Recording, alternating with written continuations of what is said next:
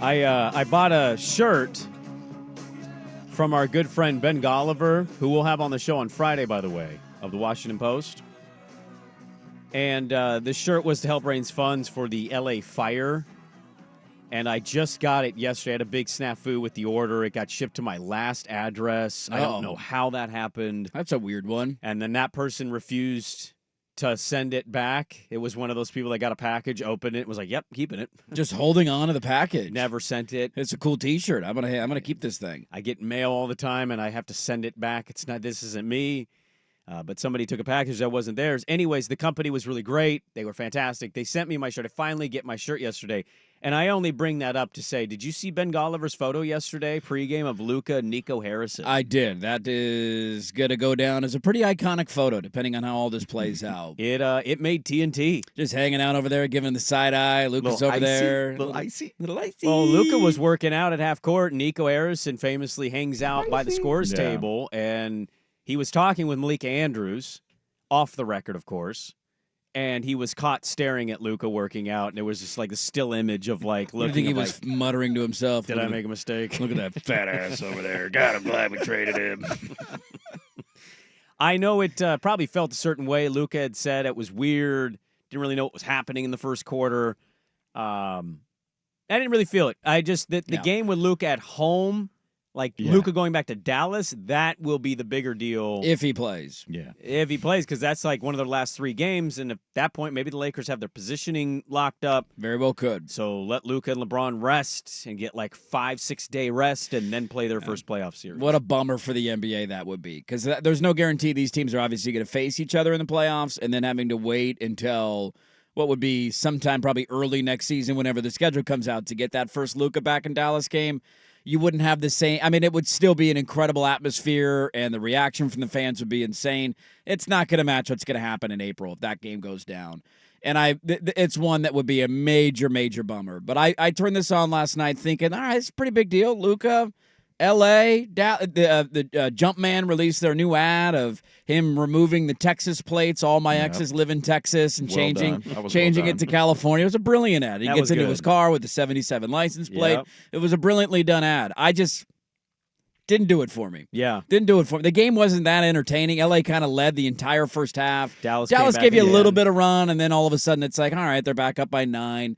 And they won comfortably. So it just didn't quite move the needle for me the way that I maybe thought it was going to yesterday on the show. Yeah, I didn't move my needle. Yeah, I said that on the show. No needle movement. Not much. His game was kind of about what I expected. He had his first triple-double as a Laker, but what did he finish with? 19? 19, 15, and 12. They didn't want him in that game to go for the 30 to the 40. Again, I think when they play again, if he plays, I think it's going to be a little different, that one. I think that's the emotional one where I would more bet on him scoring 30 in a game. I think it's more about, one, the Mavericks, if they can get Davis back, man, they're going to be a tough out whoever they play. Yeah. Defensively, they're going to be really damn good. They're going to be good because Kyrie Irving is one of the best shot creators in the NBA. Well, he had a great game last night. He creates a lot of I thought he was the best guys. guy on the floor last night. I did too. Really? Better than LeBron? Yeah. Okay. He didn't airball a free throw. He did not. Did not. Didn't leave the court 10 seconds early either. That did not happen. My daughter asked why LeBron did that, and I'm like, well, my back hurts, and I just played full court with 7th grade girls. I can only imagine how LeBron at 40 feels. I would like to go down and lay on a hard floor, please. That would feel delightful on my lower back right now. But the Lakers, they're sitting right there. They're within striking distance of the 2 seed now, and this is interesting, man. Their defensive rating has shot through the roof. LeBron carried them in the 4th. Luka has a triple-double. Reeves has been pretty good. Rui Hachimura has been just amazing defensively for them. They got Vanderbilt back. Vanderbilt's back now. Like, this is a team that I just don't see anybody in the West with the Thunder, as I said, maybe on, what was that, Monday's show? But that Laker team is certainly right there scaring everybody else, not named maybe Oklahoma City. I mean, when you got 2 household names like they do at the top of their lineup, it's going to scare everybody on any given night. And I feel like they were that way with Anthony Davis and LeBron. Like, they went into a lot of series where you're like, if Anthony Davis goes off, he's not easy to defend. Doesn't this feel a little different because Luka is a play creator versus Anthony Davis is a finisher? He was dishing the rock I think the early biggest on. question for them, and I don't know, you mentioned their defensive ratings shooting through the roof since he came over in a trade. It's been top 3 in the NBA Sure. in defensive rating for 3 weeks. They Sure. can switch everything. It started before he got there. It hasn't fallen off. Yeah, and I'm curious to see how that holds up, because that to me is the biggest question about this come playoff time. Now, the problem for LA the last couple of years in the playoffs is they've ran into Jokic every year, it feels like. And there's just, the year that they won the finals, you're not going to beat that team. Had to play him in the first round last year, and the games were competitive, but they ended up bowing out relatively quickly. And that to me is the biggest question about when you get into the postseason. Look, the trade was ridiculous. You don't move a franchise player like Luka Doncic in the middle of the night without shopping him to the rest of the league to find the best offer. The biggest question to me that I have about this come serious basketball time, not like, hey, you played the Charlotte Hornets last night, is what are you going to do defensively in the playoffs? And what kind of effort is he going to bring on that end of the floor for a 7-game series against some of the best offenses in the league? So the Lakers are sitting at 4 right now. They're 2 back of the Nuggets and the Grizzlies, who are tied at 2 and the 3. Memphis holds the tiebreaker. Their first round would be against the Clippers, and if they or the Rockets, excuse me. in the 4-5. And if they got past the 5-seeded Rockets, their second round matchup is going to be the Thunder. Are not losing as a 1 seed. No. I know the Bucks were this a couple years ago. This is different. This is a better team, I think, in Oklahoma City.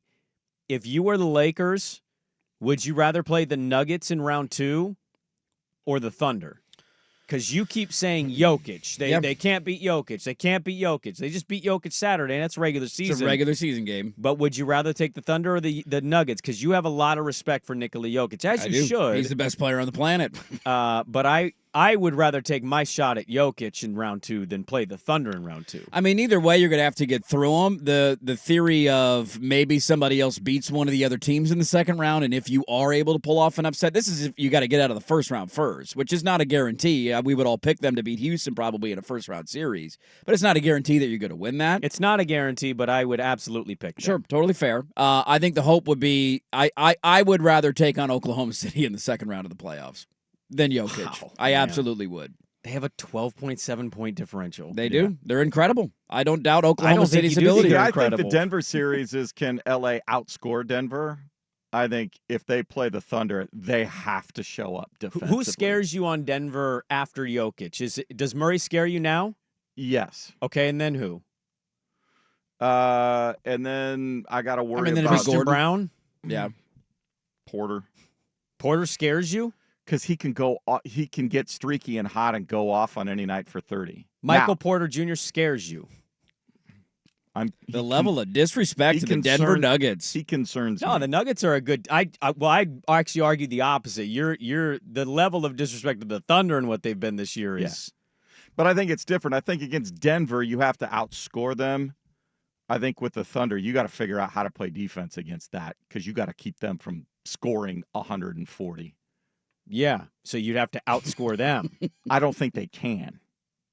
Okay, all right. I don't know. Look, I don't think it's the Lakers different. are going to beat either of those teams in But the I second think- round of the playoffs. But see, I think your point as somebody who's maybe not watching as much NBA Mm-hmm. night to night, I wonder how much of America is with you. Of the Thunder are 1, they have a 13-point differential, which is the best in the league. They've been unbelievable. But I know Jokic. He's a champion. He's an MVP. I'm more scared of Denver than I am the 1-seeded Thunder, who have just been I think a lot of smoking teams think Denver's more physical than the Thunder, and I would argue the that is opposite. incredibly insane to say. And I think it's just because of how big You Denver haven't is watched in the Jokic. Thunder if that's Yeah. the take. yeah, my takeaway would just be simply I would rather try and figure out a way to stop SGA than I would Jokic. And you think you can do that? I don't think you can stop either of them. I'm not arguing you can. I don't they think stopped him on Saturday. He had 12 points. it's a regular season game. I know. It's I'm different in just a saying. 7-game series when I you don't got to think the do it Lakers can 4 do this in straight the regular times. season to the Thunder. No, I don't think that they can. I don't think they're going to beat either of those teams in the second round of the playoffs. Probably not. So I think they're going to lose no matter who they end up playing in the second round because Luka's fat ass doesn't play any defense. But if I got to go through a 7-game series, that's the level of respect I have for Jokic. It has nothing to do with the rest of the team. There's not a lot of guys on that roster that I fear. I just truly believe that he is the best player on the face of the planet who's coming off an emotional, devastating playoff loss last year and maybe doesn't want to get back to Serbian, buggy racing as quickly as he normally does going into the offseason. And I want no part of Jokic in a 7-game series. None at all. I don't want a part of SGA or Oklahoma City either. But you're going to have to beat one of them, maybe both of them, and I don't think LA has the ability to do that.